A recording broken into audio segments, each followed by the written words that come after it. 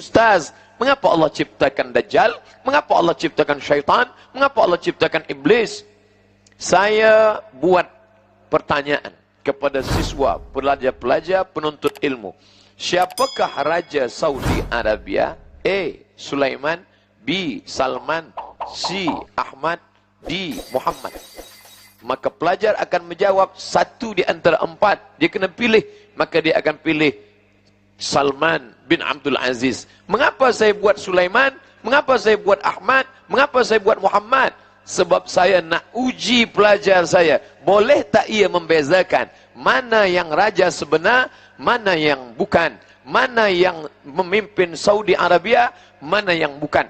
Maka makna daripada Allah ciptakan Dajjal supaya manusia lulus daripada ujian, membezakan mana yang hak, mana yang batil. Maka datang syaitan, la'atiyannakum min baini aidihim, aku akan datang dari hadapan, wa min khalfihim, dari belakang, wa an aymanihim, dari kanan, wa an syama'ilihim, dari kiri, fala tajidu aktsarahum syakirin. Dia datang, dia goda manusia, tapi manusia juga diberikan kekuatan.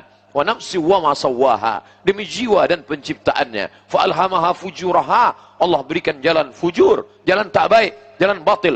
Wa taqwaha, Allah berikan jalan takwa. Manakala kita mendapat maklumat bahwa malam ini akan ada tazkirah di masjid yang kita muliakan, kita banggakan, maka dalam hati kita berfikir, datang atau tidak datang, dengar atau tidak dengar, hadir atau tidak hadir. Tapi seorang hamba melawan hawa nafsunya, melawan keinginannya. Kata syaitan, duduklah engkau, tenanglah engkau.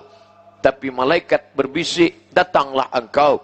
Bila engkau hadir di majlis ilmu, majtama'a qaumun fi baitin min buyutillah, sekelompok hamba berkumpul di rumah Allah, yatsluna kitab Allah, membaca ayat-ayat Allah, wa yatadarasunahu fima bainahum, mengkaji isinya. Duduk berkumpul di rumah Allah, membaca ayat-ayat Allah, mengkaji isinya. 3 yang dilakukan manusia, 4 balasan Allah Subhanahu wa taala. Nazalat alaihimus sakinah, turun ketenangan ke dalam hati. Haffat bihimul malaikah, mereka dikelilingi oleh para malaikat. Wa ghasyat bihimur rahmah, mereka diliputi rahmat Allah. Wa dzakarahumullahu fi man indah, maka Allah banggakan mereka kepada para malaikat. Hai malaikat, dulu manakala aku ciptakan mereka, inni ja'ilun fil ardi khalifah, aku ciptakan manusia menjadi khalifah, kalian semuanya marah, kalian bertanya, ataj'alu fiha may yufsidu fiha wa yasfikud dima, mengapa engkau ciptakan mereka ya Allah? Mereka hanya akan berkelahi, mereka hanya akan berperang, mereka hanya akan menumpahkan darah. Tapi saksikanlah wahai para malaikat, malam ini di tengah kesibukan mereka, di tengah letih penat mereka mencari nafkah, tapi masih sempat meluangkan masa berkumpul di rumahku, berzikir mengingatku, mengkaji ayat-ayatku, mendengarkan tazkirah hambaku. Mudah-mudahan kita termasuk yang dibanggakan Allah Ta'ala kepada para malaikat. Amin ya Rabbal Alamin. Mengapa Allah ciptakan ini Dajjal?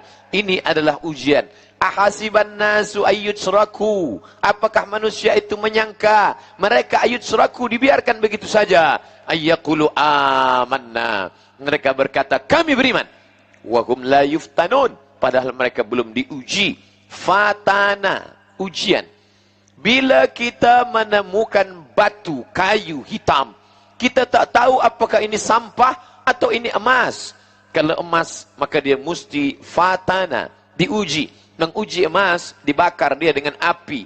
Manakala kita bakar dengan api yang amat sangat panas, meleleh, hilang hitamnya, tanpa cahayanya, berarti dia emas.